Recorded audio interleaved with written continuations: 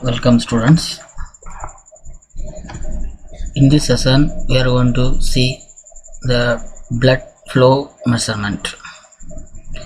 In the previous session we were studied blood pressure measurement. So in that we measured the blood pressure, but here we are going to measure the blood flow.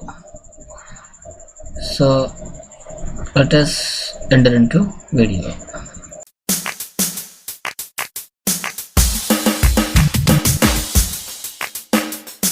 U.com. First I want to see the introduction. Blood flow measurement simply the quantity of blood that passes a given point in the circulation in a given period of time. So how much amount of blood passes with respect to time. Okay, that is a blood flow measurement. In general, the blood flow is expressed in milliliter per minute or liter per minute, but it can be expressed in milliliter per second or any other unit of flow. So mostly milliliter per minute is considered in medical applications. The overall blood flow in the total circulation of an adult person at rest is about 5000 ml per minute. So normal adult in rest condition, the total blood circulation is 5000 milli per minute. That means 5 liters per minute, 5 liters per minute. This is called the cardiac output. Okay, so cardiac output means the output of the heart. So how much amount of blood pumped per minute, that is a cardiac output. Okay, right. So the output of a heart is how much amount of blood is circulated by the heart. So for normal person it is 5 liters per minute. Okay, so the amount of blood pumped into the aorta by heart at each minute. So heart is just like a motor, it pumps the blood all around the human body. The rate is 5 liters per minute. Method of measuring blood flow. Many mechanical and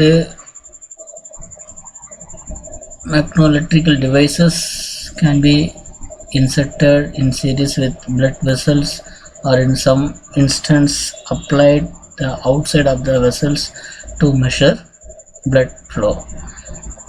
They are called as flow meters. Actually, in normal corporation water pump, the water flow is measured by using small fan that is connected in series with the pipe. The fan is connected with the meter.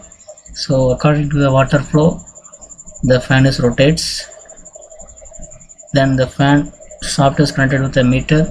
Then meter shows the readings.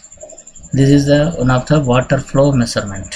Same way blood flow measurement is also available, that is a direct method or outside method. Okay, around 5 methods are available: magnetic blood flow meter, ultrasonic blood flow meter, radiographic method, indicator dilution method, and thermal convection method. These are the major methods that is used to measure the blood flow. Today we are going to see one by one. First we are going to see magnetic blood flow meter. Actually this is the diagram of magnetic blood flow meter. So here the logic is, when conducting element, that is current conducting element, that is placed in magnetic field, it creates some voltage. Based on this concept, magnetic flood flow meter will work as like a motor. Okay, so here the conducting elements are our blood cells. Blood cells is a conducting elements. They are moving, and the blood measuring area is placed in the magnetic field. So that is a electromagnetic field or permanent magnet. Okay, then the flow of blood cells are plates that carry some current.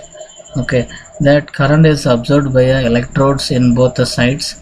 So based on the voltage absorbed in these electrodes, that is depends on blood flow. Okay, so this is a symbolic diagram. So one permanent magnet is present. Okay, so in the field we are using our blood flow circulation. Okay, the blood flow circulation is present over the magnetic field. Okay, so by using the two electrodes we can measure the electric effect that is created by the blood flow that is observed in by the meter. So this is the magnetic flood flow measurement. So the theory is the one of the most important device for measuring blood flow without opening the vessels is electromagnetic flood flow meter. So in this case the blood vessel is placed between the poles of strong magnet, and the electrodes are placed on the two sides of vessels perpendicular to the magnetic lines of force or magnetic field. When blood flow through the vessel, an electrical voltage proportional to the rate of flow, blood flow is generated between the two electrodes, and this is the record using an appropriate voltmeter or electronic recording apparatus. Okay, right. So it's a very simple logic. The moving current carrying elements create some energy, that is electrical energy, that is depends on the blood flow.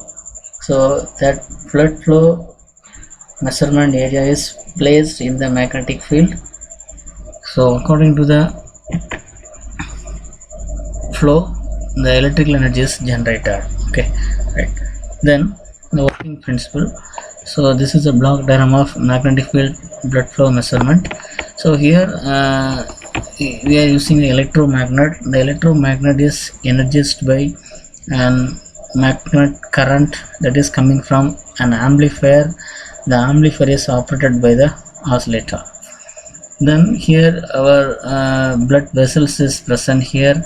The blood flow is present here. These are the two black rectangle indicates sensors or electrodes. This electrode is connected with the amplifier.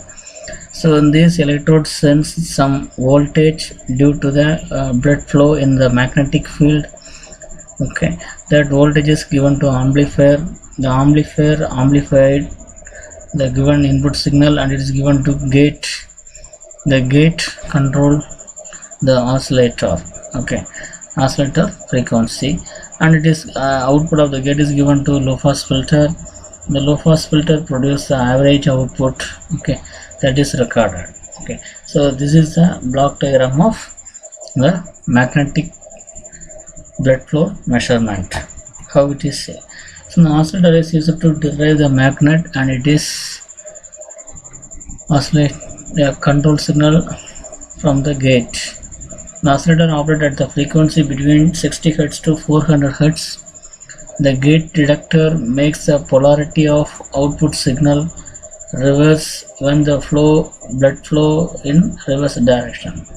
The flow of pulse can be easily recorded from frequency response of the system.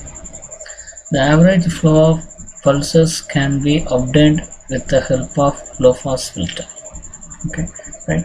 So this is a working operations. So simply we can say that it's an electromagnet. The magnetic field is created by the applying some magnetic current. The current is coming from amplifier. The current is controlled by the oscillator. The frequency of oscillator is 440 to 400 kilohertz. Okay, 60 Hz to 400 Hz.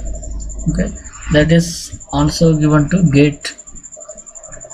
Then Another side, here this is a magnetic pole. In the pole we are used our vessel, the vessel carrying the blood. Okay, so due to the blood movement, electric field is generated in this electrodes. The electrode is connected with the amplifier. The amplify the given voltage that is given to gate. The gate connect these two at the oscillator frequency and output. So that is we are having a pulses here, and this pulse is given to low pass filter that produces the average output. Okay. Then second method is ultrasonic blood flow measurement. So this is another type of blood flow meter that can be applied to the outside of the vessel, and that has many of the same advantage as electromagnetic blood flow meter is the ultrasonic Doppler flow meter. It is another name is ultrasonic Doppler flow meter. So this is a construction. Here we are having the crystal over the vessel. Okay, here we are using ultrasonic sound. We are having transmitted wave and the reflected wave. So according to the reflection we can calculate the flow. Okay, so this is our symbolic diagram. This is our vessel. Okay, this is our vessel. So blood is flowing. Here is a transmitter. So oscillator signal is amplified by the amplifier. It is given to ultrasonic transmitter. Ultrasonic transmitter transmits ultrasonic waves. That wave is flowing through the blood, and some amount of wave is absorbed by the blood cells. Some amount of wave is reflected to the next detector or sensor. The reflected wave may be F plus FD or F minus FD according to the blood flow. Okay, it is given to the amplify, and it is given to detector. Here the detector detect the ultrasonic wave. So then it is compared with the original transmitted wave and the received wave. According to the difference we can calculate blood flow. Okay, right? So this is a frequency meter. Here amplifier given to loudspeaker that creates some sound. According to the sound we can check the blood flow. Okay, FD is a Doppler frequency. Okay, so here we have the theory. So a mini piezoelectric crystal is mounted around the end of the wall of the devices. Okay, the energized electronic apparatus transmit the ultrasound at a frequency of several 100,000 cycles per second, the downstream along the flowing blood. A portion of sound is reflected by the red blood cell in the flowing blood. The reflected ultrasound waves then travel backward from the blood cells towards a crystal. The reflected waves have a lowest frequency than the transmitted wave because the red cells are moving away from the transmitter crystal. This is called Doppler effect. So if you are moving from transmitting area, then we are receiving our receiving frequency level is decreases because of moving. So that process is called a Doppler effect. So the frequency FD is a Doppler frequency. Okay. The high frequency ultrasound wave is transly cut off the reflection. Okay, so that is recorded back into crystal and amplified greatly by the electronic apparatus. Another portion of the electronic apparatus is determining the frequency difference between transmitted wave and the reflected wave, thus determining the velocity of blood. Like the electromagnetic flow meter, the ultrasonic Doppler flow meter is capable of recording rapid pulse, subtle changes in flow as well as steady flow. Okay, so very simple. So one side we are having transmitter, ultrasonic transmitter, and another side we are having ultrasonic receiver. The ultrasonic transmitter transmit the frequency of F. Okay, then the blood cells are moving. Some amount of blood cells are absorbing the frequency, and some amount of frequency is reflected. The reflected frequency is called as FD, that is called as Doppler frequency. So the receiving side we are having the two type of frequency, F plus FD or F minus FD. According to the blood movement or the direction, the frequency will change. The received frequency is deducted by the detector and it is compared with the transmitted frequency. So the difference is our blood flow values. Okay, alright. Next one is the thermal convection method. So convective heat transfer, often referred to simply as convection, is the transfer of heat from one place to another by a movement of fluids or gases. Convection is usually the dominant form of heat transfer in liquid and gases. Convection means rotating. So for example, consider one vessel. The vessel is filled by the water, then we are heating the vessel by stove. Okay, so the waters are circulating like this. So on the under portion is coming, top portion is moving under position. Okay, so warmer water rises, cooler water descends. Okay, this process is called convection. Convection means some movements. Okay, so according to this convection method, we are going to measure the blood pressure. The hot object placed in cool flowing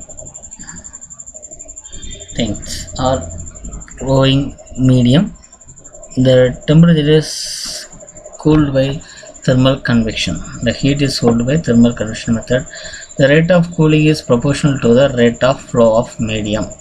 Okay, so this is a principle. Okay, so the rate of cooling is depends on rate of flow of medium. So how fast the thing is cooled, that is calculated, that will give the rate of flow of blood. Thermistor is placed on the bloodstream, is kept at constant temperature by servo system. So the method is the thermistor is used, that is placed in the bloodstream. Okay, is kept at constant temperature by servo system. The rate of flow is determined by electrical energy required to maintain constant temperature. Because the fluids are moving, so we cannot maintain the constant temperature. So in order to maintain the constant temperature, we need some electrical power. So to maintain the constant temperature, we need some electrical power. That amount of power is used to measure the blood flow measurement. Then another method is used.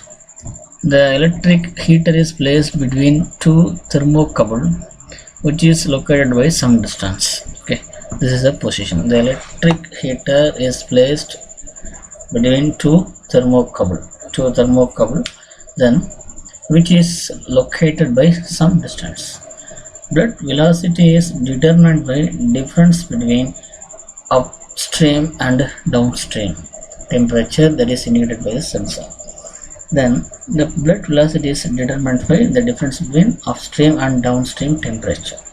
These methods are oldest method, which is replaced by radiographic method nowadays. Okay, so nowadays we are using the radiographic method to measure blood flow. Radiographic method. What is radiography? So blood flow cannot be visible by X-rays. Radiography means the rays, X-rays. Okay, right. To make visible the indicated organic component injected into the blood vessels, so that the circulated pattern will be visible. So X-ray cannot see the blood flow. X-ray just give the bone details. So to visible the blood flow in X-rays, we are adding some substance with blood. That is, after that we can see the blood flow. The circulated pattern will be visible. The vascular